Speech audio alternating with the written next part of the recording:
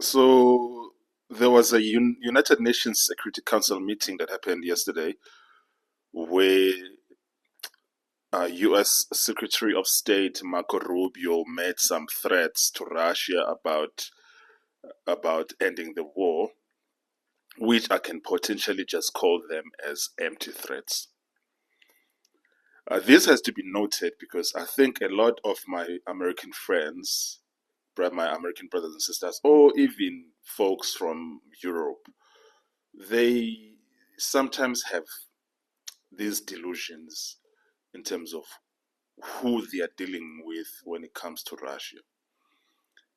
They really think that they can threaten Russia like they threaten North Korea, and that therefore this is going to produce like some outcome. But threats that are directed towards Russia can only be characterized as empty threats because realistically speaking, what exactly are you going to do? What are you going to do? What are you going to do? This is a question that really the State Department needs to answer, or DOD needs to answer, or the White House needs to answer when President Trump called Russia a paper tiger, which is, I suppose, it's supposed to be an insult, but it's a meaningless insult. Because here's the question. So, on one hand, okay, you're saying that President Trump has done everything in his power to find a peaceful resolution to this war, which I agree with you. And then you are saying, and I commend him for that, by the way. And then you continue and you say that if there's no peaceful resolution to this war, then America will have to consider other options.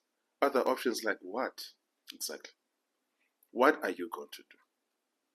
What are you going to do? Or let me guess, you're going to impose more sanctions. You're going to impose more sanctions on Russia, and you're going to impose secondary sanctions on people who are doing business with Russia. So, okay, other than that, what else are you going to do? The answer is there's nothing that you're going to do. There's nothing that you can do.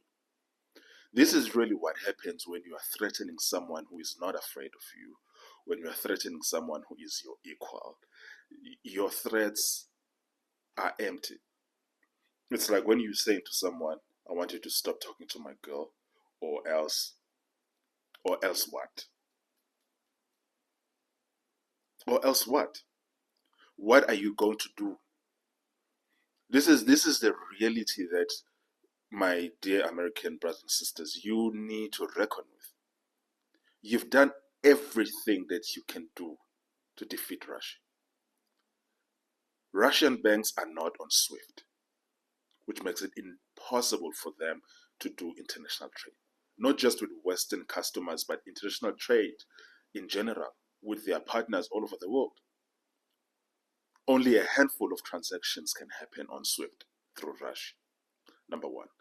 Number two, the United States of America spends more per year. I still need to see the spend for 2025, but from when the war began until 2024, the United States of America has been spending more on supplying Ukraine weapons and logistical support and intelligence support than Russia spends on its full military budget per year.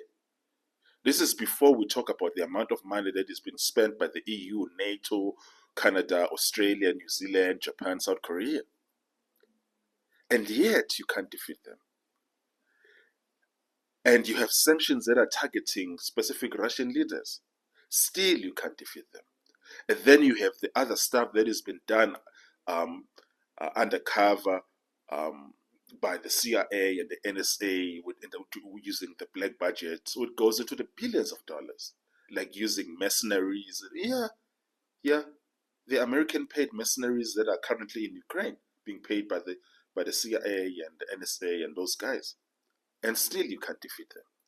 Using American drones and European American weapons, missiles, anti-missile systems, um, constantly supplying Ukraine with weapons and artillery and ammunition, and still you can't defeat them.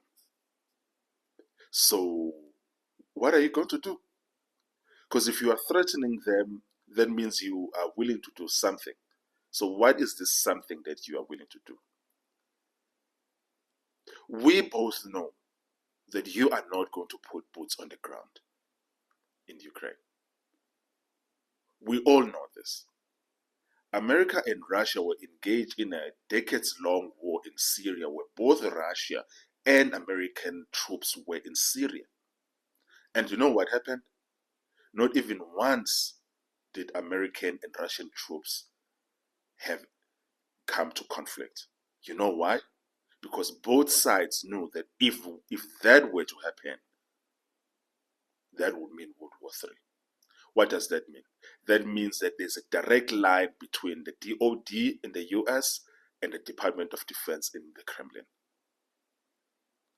They are actively talking almost every single day. Do you know why? Because if they are not talking, disaster will happen.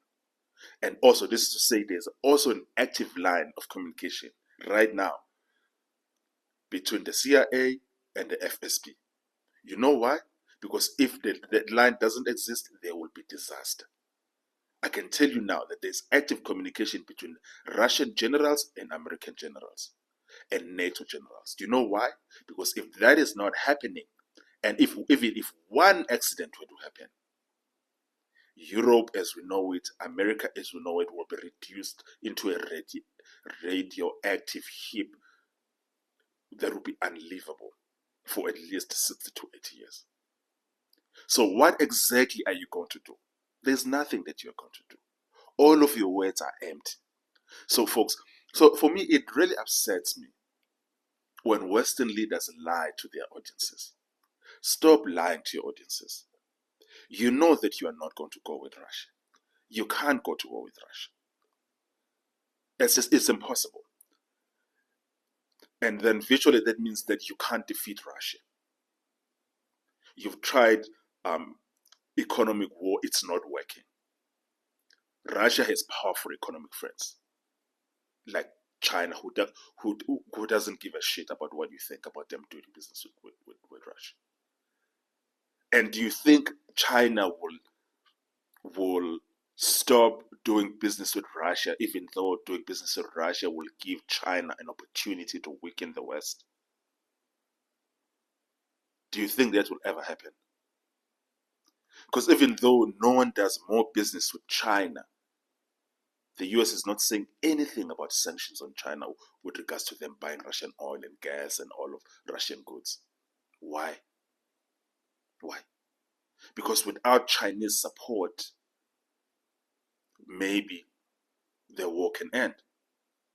But China won't stop buying Russian materials. They won't stop buying Russian agricultural products. They won't stop buying Russian gas and oil. They won't stop supporting Russia with weapons and helicopters and all of those things. Why would they stop?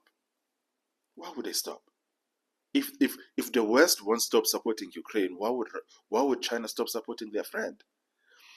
Just be honest with your people. You can't win this war. You can't win it. All of your words are just empty threats. They're just empty threats. They are just public grandstanding and virtue signaling. They mean nothing. So it's time really that Western leaders leveled with the people. Because a lot of Americans and Europeans genuinely think that Russia is losing this war. Russia is not losing this war. And a lot of Europeans and Americans think that Ukraine has a chance in this war. No, Ukraine does not have a chance in this war. At all. Like take for Crimea, for instance. Crimea is gone. Absolutely gone. And most of the areas that were taken by Russia in the past 3 years, they'll never be returned to Ukraine. It's not going to happen. So, and the longer this war continues, the more it favors Russia, because Russia has more experience in war of attrition than Ukraine. They were involved in a war of attrition in Syria against NATO and the US for close to 9 years, between 2015 to 2022, when they withdrew their troops. And the only time that Syria was defeated by those Al Qaeda terrorists was when Russia left. So Russia has a very long ranging experience of war of attrition, which Ukraine does not have. And so Russia can afford to suffer heavy losses, continue to gain ground, even at a slow pace. But the truth is that they can't lose. With or without Western support, they can't lose. So really, it's about time people like Lindsey Graham stop lying to American people on Fox TV, on Fox News, and other guys like Gerald Keane, is it Keane or something? Then people need to stop lying. Tell the Americans the truth. You are not going to defeat Russia. And here I was just talking about the support that Russia is getting from China, and now the fact that they are getting even more support from India.